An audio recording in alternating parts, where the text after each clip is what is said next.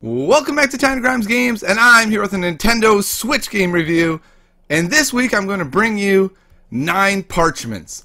Nine Parchments is a game I just beat last night, and I knew that I really loved Nine Parchments when the very second I beat it, I was like, alright, it's time to make another run with one of the characters I just unlocked and try to unlock all the rest. So what Nine Parchments is, it's a action RPG, but it's not an action in a hack and slash way, but it's more of an action like stand back, cast spells. And you know, from this image here, it looks like kind of a simple game. Just stand back, you kill one enemy at a time. But that is not how it always is. An example here is how insanely crazy it can get, where it feels like a bullet hell game at times, where you're just like, oh my goodness, there are so many enemies here. And so it's a lot about positioning, moving in the right patterns, just to try to find a way to get these enemies to chase you, where you can shoot them while you're running. It becomes very important to be able to work both of the sticks. That was my big breakthrough, was when I finally was able to master the running in one direction, stick in the other direction while shifting my spells and shooting at the same time. Once I was able to do that, I was able to make a lot more progress. But essentially, this game is a really fun RPG where as you go through this world, you're going to get more and more spells. So you start the game, you only have 3 spells.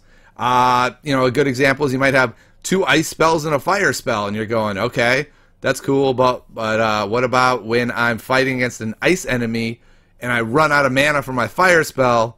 Now what? And the game is basically like, well, you better regenerate some more mana because that's all you're working with right now.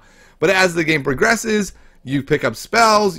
Whenever you get to a spell level, you get a choice of 3 spells. So you really have a chance to tailor your character each run in a slightly different way. What direction do you want to go? You start with 3 set spells, and then the different characters have different ones, so you're getting to choose there as well. So what makes this game really fun is it seems to be encouraging heavily replayability. This notion that you're not just beating the game and putting it down.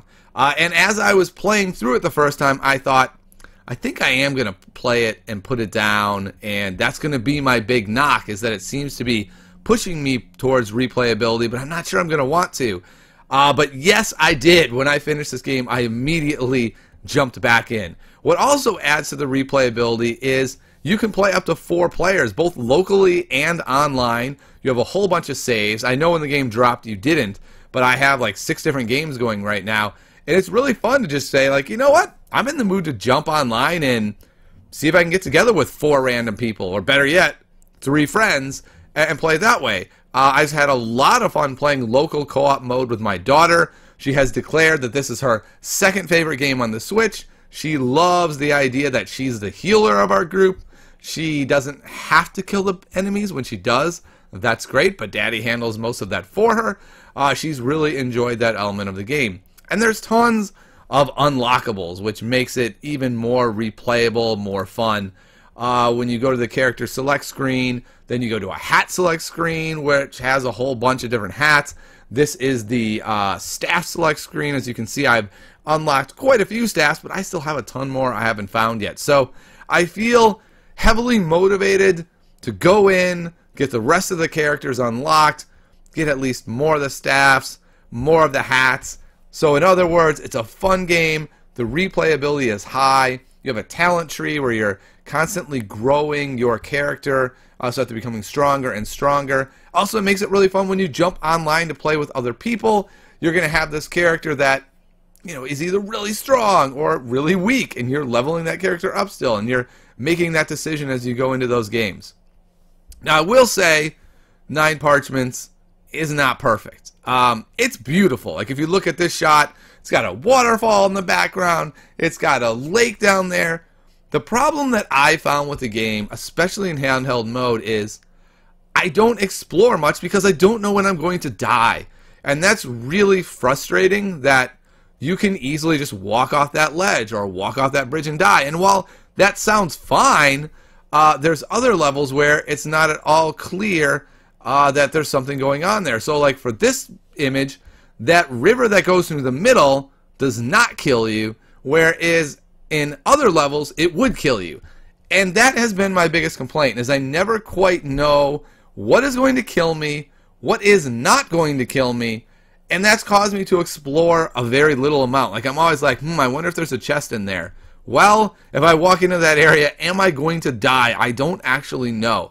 And so this is the first game I've ever played where it has this ridiculously beautiful backdrop that's actually worse for the game. Like, I would kind of rather this game lost a bunch of the beauty and just had very clearly marked off, like, this is going to kill you, this won't. I think that would add a lot to the game. This may simply be an issue I'm having, and you'll load up the game and you'll say, Tiny, you've lost your mind, it's clear as day, I don't know what's wrong with you.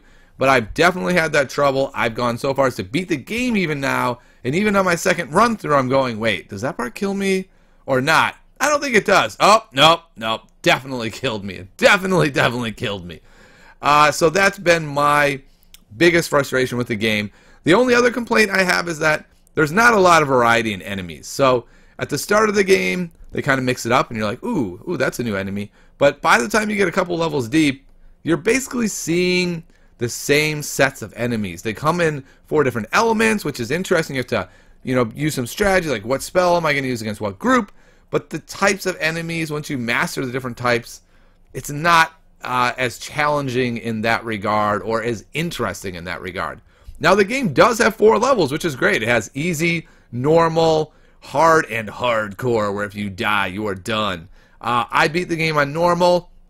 I even jumped back in normal to unlock more stuff. I'm sure I'll try it on hard. I'm not sure I'll do it on hardcore. I'm not really the hardcore kind of guy. But for those of you out there who are like, I want it to have the ultimate challenge, it does have that. So it kind of checks all the boxes for me. It has variable challenges. It has a lot of replayability. You can play by yourself or with multiple people and have fun doing either one. There's a lot of unlockables, and unlockables that have significance, that you now have this new character you can play with that has different spells to work with that you can then level up. So for me, Nine Parchments is a great game because it checks all the boxes. It has a lot of fun. It's quite a beautiful game in addition to everything else. I can have fun with my daughter, so I think you will enjoy it as well. I'm on the fence here whether I give it an A- or a B+. I think I'm going to give it an A-. For me personally, I really enjoyed it. I really think this is a fun game. For only $19.99 on the eShop, I really don't see how you pass it up. I think it's that fun. I think you'll enjoy it. Let me know what you think in the comments below. Have you played Nine Parchments? Have you enjoyed it? Like and subscribe to the channel, and I'll see you next time on Tiny Games.